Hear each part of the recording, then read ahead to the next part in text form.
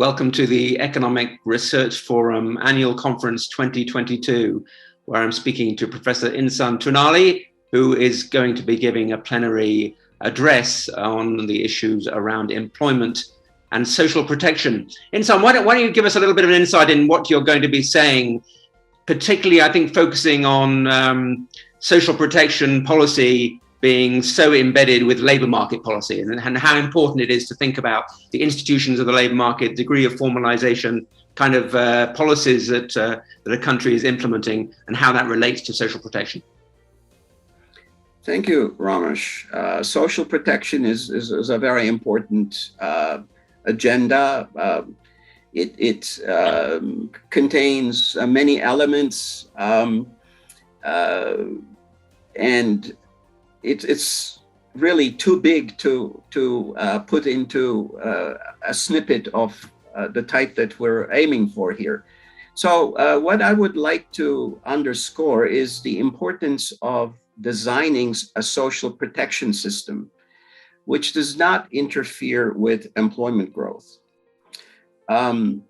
This, I think, is the lesson that we can extract from the vast literature, the work done in the West, where welfare systems have been in place for a very, very long time. So as economists, we worry about incentive problems of protective systems that we have. As an economist, I too have looked at these issues in the context of Turkey. Now, we have to remember that in countries like Turkey and elsewhere in MENA, a very large segment of the workforce is informally employed. It's very difficult to target informal workers with social protection because you cannot impose on them the enforcement mechanisms that you have available when you're dealing with formal workers. So that being the case, my thinking has transformed in the direction of perhaps talking about how we can formalize a larger segment of the workforce so we can expand the reach of social protection.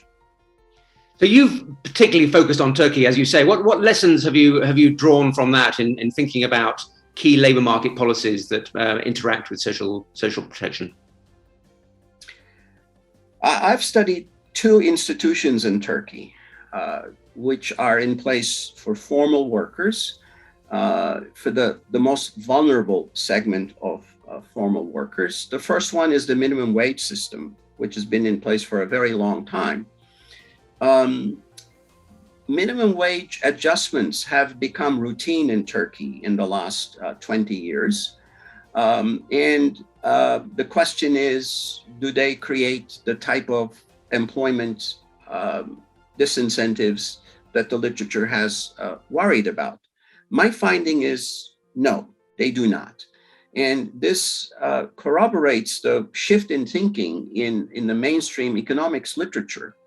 The research done in the US of A and also in West Europe now very strongly is in favor of sustained minimum wage increases because the employment issues do not seem to be there. Again, this is a vast literature that I can't get into in this small segment. So I think minimum wage policy is a good policy, and of course how it should be implemented is still something that should be looked into. But Turkey seems to have a good system that could be used as an example. The second institution I studied is the unemployment insurance system in Turkey. Now, again, such systems have been in existence for a very long time in the Western world and have been studied because of moral hazard problems. When you look at the data, you realize that individuals who collect unemployment insurance stay until the bitter end before they exit from the system. And this has been used as as vindication of the concern with moral hazard. Obviously, we have better tools to assess whether there is moral hazard, and in using econometric tools that enable us to isolate the causality. I've reached the conclusion that the unemployment insurance system does not have serious incentive problems. In very few situations, we do find some, but they're not big enough to warrant a different conclusion. Now, the current system pays very little, and the duration does not adjust depending on economic circumstances. As we've learned, this is a handicap. So my conclusion from the Turkish system is that it can be expanded to a larger segment of the formal workforce, and the benefits as well as the duration can be adjusted to macroeconomic circumstances to provide better protection. Finally, you've been thinking a little bit about some general lessons from this, and I think you've detected a kind of a shift in thinking about how countries should operate social protection systems, a kind of a shift in the way we think about what kind of form social protection should take, who should be receiving it, and what degree of conditionality there is attached to it. Can you give us a little bit of a feel for your thinking there? Yes, this vast field of social protection has obviously accumulated some incredible lessons, and one of them is that targeting is important. Who you should be giving the protection to. Secondly, what type of protection? And individuals have different needs depending on their life cycle and family formations and so on. And finally, the incentive issues, which I have been emphasizing all along.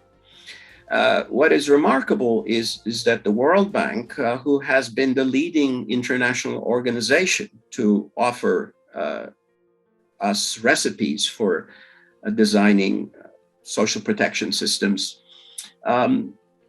has been emphasizing conditionality to make sure that the incentive problems wouldn't be there.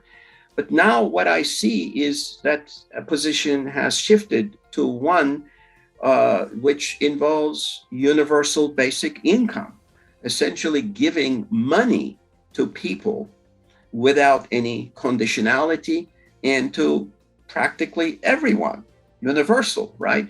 This is a dramatic shift that we have to understand well. And I must say, this shift occurred before COVID. What COVID has taught us is that our economies are not ready for the devastation of something like a pandemic. I managed to catch a webinar where Larry Summers was talking about this was early stages of the pandemic in the United States, I think April 2020, when he remarked, we may have erred on the side of efficiency and forgotten about resilience. And I think this is really the crux of the historical transformation that I'm talking about. It's time to think about resilience. It's time to think about expanding protection to everyone. And of course, you need the resources to do this. Not everyone can do it at the same level and implement this at the same pace, but it's a good goal to aim for. And formalization of the workforce is also a concurrent effort that's worth keeping in mind. Insan Tunali, thank you very much.